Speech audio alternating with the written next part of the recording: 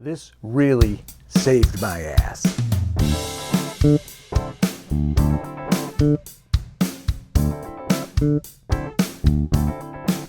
Hi, I'm John Liebman, and welcome to another edition of The Essence of Groove. You know, back a few decades ago, when I was a 20-something kid living in Miami, I got called for a really cool gig.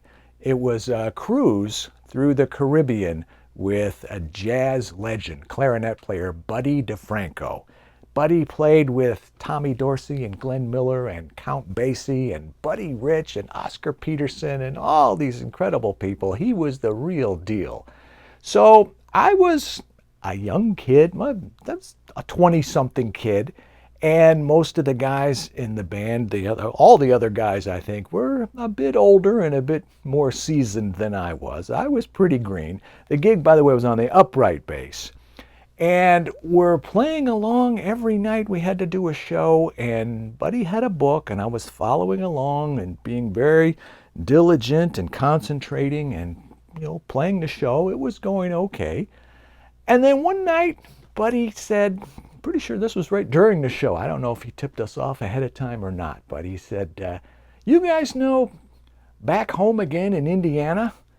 And all the guys went, yeah, sure. And I'm thinking like, yeah, I know I've heard that title. Wait a minute, I heard somewhere, or I read somewhere, that Donna Lee, the bebop tune, Charlie Parker, Dizzy Gillespie, Miles Davis, that was written over the same chord changes as Back Home Again in Indiana. I said, okay. So I'm thinking, they're going to play Back Home Again in Indiana.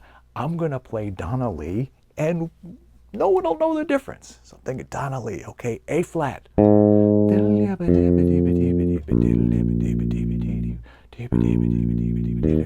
I'm thinking it through. Okay, great, yeah, I can do this. Whew, I can do it. So Buddy says, okay, let's play it in F. And the guys went, yeah, sure. I'm thinking, okay, I can do that. So they're going to play Back Home Again in Indiana in F. I'm going to play Donna Lee, which I know in A flat, but I'm going to play that in F. And we'll all meet and no one will be the wiser. And I start, okay. Yeah, okay, here goes nothing. And Buddy counted it off. We played the tune. I played Donna Lee in F. They played Back Home Again in Indiana in F. And it was fine. And it worked and everything was fine. Buddy was happy. The guys were cool. Everything was good. The audience loved it. And, I got to tell you, that would have been incredibly embarrassing and humiliating for me if I would have said, I'm sorry, Mr. DeFranco, I don't know that song. Or do you have it written out? Or can we write out the chord changes? And he would have been pretty put out for sure. The guys would have looked at me like, oh, who's this guy?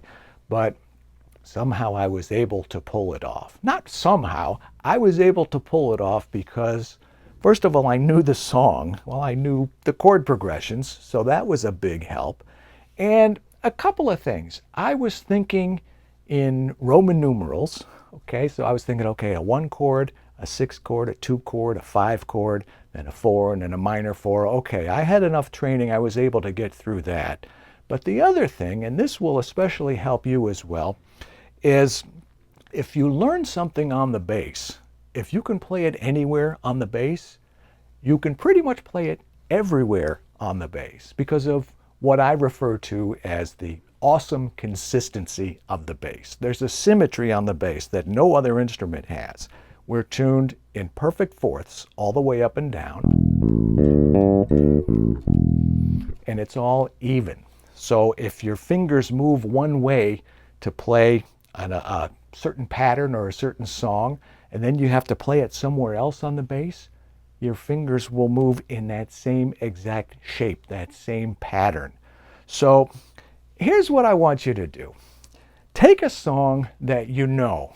Like, what about, for example, if you practiced a song that you know, and you're getting ready to go to rehearsal, and you work on it, and you're ready to go, and you're all eager, you get to rehearsal, and then you find out that the singer can't sing it in that key. They have to sing it in some weird key. Well, with your training and your experience, you'll say, sure, no problem. What key do you want to do it in? But if you don't have that down, then you'll be in a pretty uncomfortable position.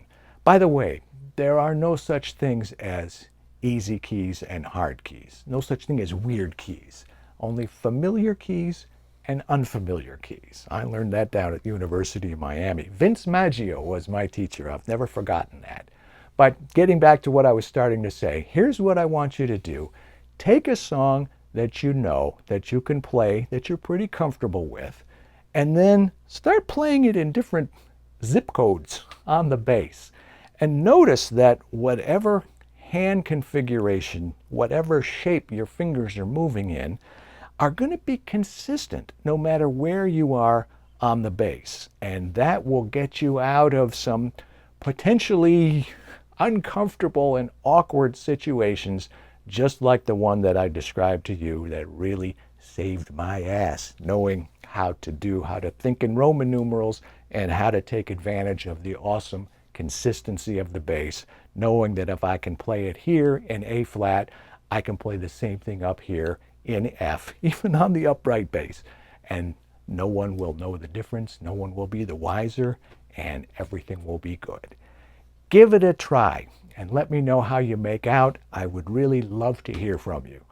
I've got all kinds of tips and advice for learning bass, so be sure to subscribe to this channel. And I will see you back right here next week, same time, same place, with another edition of The Essence of Groove. I'm John Liepman.